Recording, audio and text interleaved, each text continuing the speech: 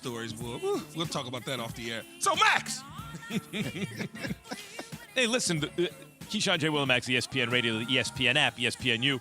We're presented by Progressive Insurance. And by the way, you can call us 888-SAY-ESPN. That's the Dr. Pepper call-in line, 888-729-3776. But really, we're talking about the Cowboys. Really, the question is, given how Cooper Rush is playing, should Dak be in a rush?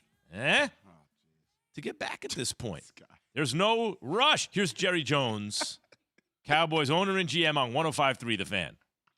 He's certainly playing as well as anybody could have expected. He understands this offense. He has got the makeup for a top quarterback. He's doing a great job, and I know that he doesn't have anybody that's supporting him any more than Dak, because when Dak does get back, if we have a chance to have a record that lets us be in the hunt, lets us be viable, considering the loss of time we had with Dak, then that's what a quarterback is about. That's what the position is about, and I think we've got a good one in Cooper.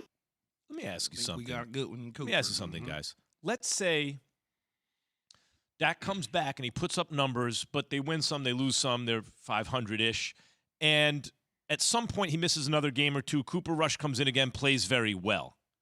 At some point... You mean like later on in the season? Yeah. Okay. At some point, or even like what happened with the Eagles with Carson Wentz and Nick Foles, right? More like a scenario if they're like in a playoff push. Sure. He gets hurt, a pivotal game, Cooper Rush comes and back, wins the in game. a couple games in the playoffs even. Yeah.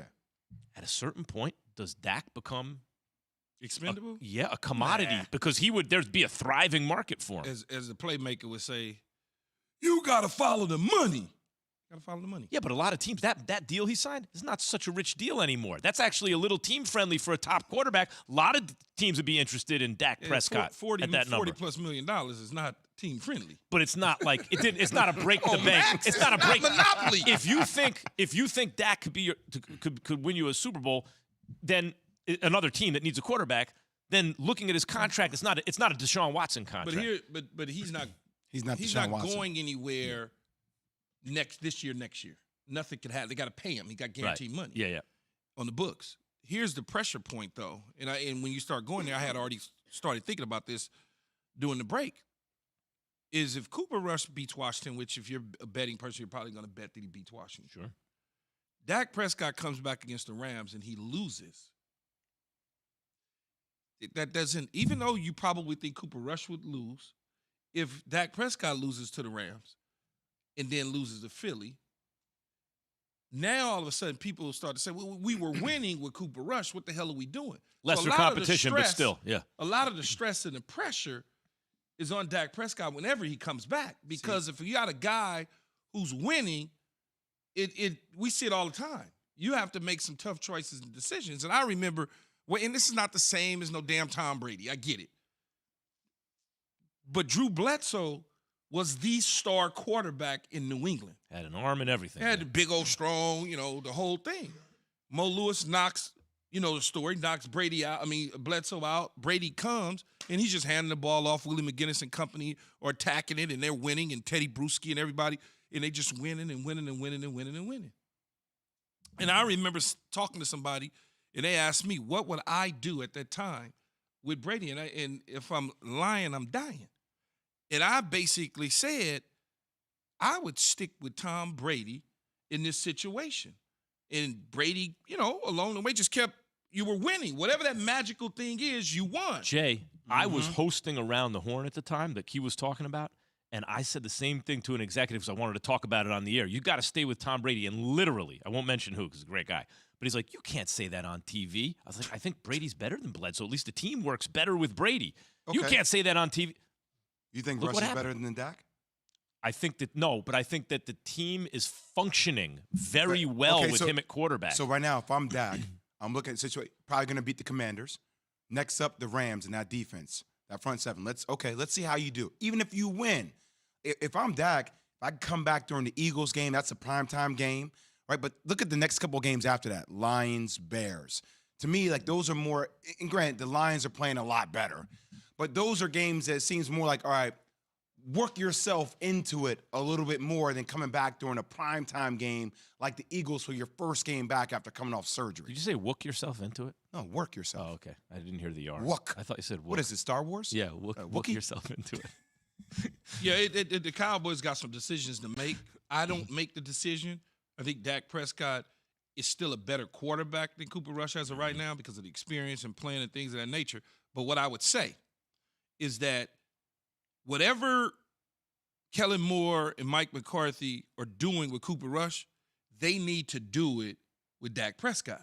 Whatever that is, if they give him 10 plays on a call sheet. I heard this about whatever. Carson Wentz Whatever and it Nick is. Foles. Just but the do that. bottom line is it's functioning better with one guy than the other. Although it's just, Dak really hasn't had a But shot they're this not year. calling the same plays. Yeah. Well, then call those plays And for that's Dak. what you have to do. You have to look at it because you spend all this money on a guy. You think you have to do certain things, and you don't. You Let me get the why value out of it. Why would we spend all this money and have a guy just handing the ball off? Okay, change the game. Aaron Rodgers and the Packers are in a better place. And I was one to say when Dak Prescott got hurt, I'm like, yeah, they probably pretty much over with. Yeah. You know, remember, because originally it was 8 weeks.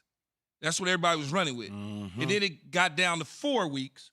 And it was like, well, if Cooper Rush can win one game, just one, I think they got an opportunity. And that one game was Washington, that I had earmarked for the victory. Well, he took care of business against Cincinnati. They blanked Cincinnati. Then they come into Giants Stadium. The Giants are 2-0. Giant fans was going nuts. And the Cowboys said, okay, we're going to come in here. We're going to play defense, and we're going to do the things that you need to get to a championship. Cooper plays exactly the way Parcells and you and guys like that think a quarterback ought to play. Don't turn the ball over. Keep it calm.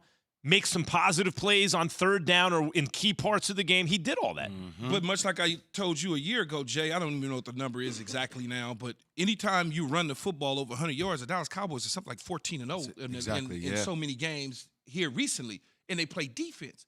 And if you just take a step back and you think about some of the teams, don't think about the quarterbacks. Just think about the teams that have gone on to win a championship or gone on to the championship on their way in the playoffs. The quarterbacks were not throwing for 500 yards. They were 220.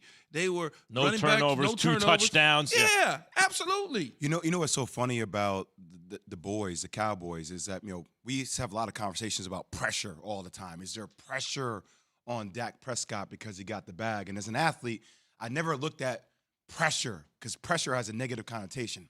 I looked at it as an opportunity. The opportunity here for Dak is a major one because this team's defense is ready to win a division. This team's running game is ready to win a division.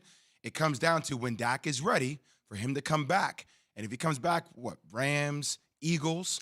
Yeah, probably Eagles. Eagles? Whatever is after the It's a statement opportunity him on the back end of the season. The bottom line about they the can win the Cowboys division. this year is They can win it. no one picked them to go all the way in the preseason, which Made makes you me worried. nervous Yeah. because it allows them to fly slightly under the radar as opposed to have to live up to expectations. And guys, I think the Eagles, to me, eyeballs on the Eagles, they look like the best team in football right now. But the Cowboys can threaten them because they have a real pass rush.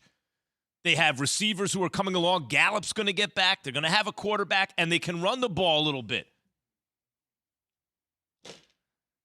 Are the Cowboys better than we're giving them credit for? Yes. Oh, please, football guys, don't do this to me. Speaking of the Cowboys in the NFC East, can they really compete with the Eagles? I know I just said they can. Do you guys agree? But first, Jay has this from Bosley.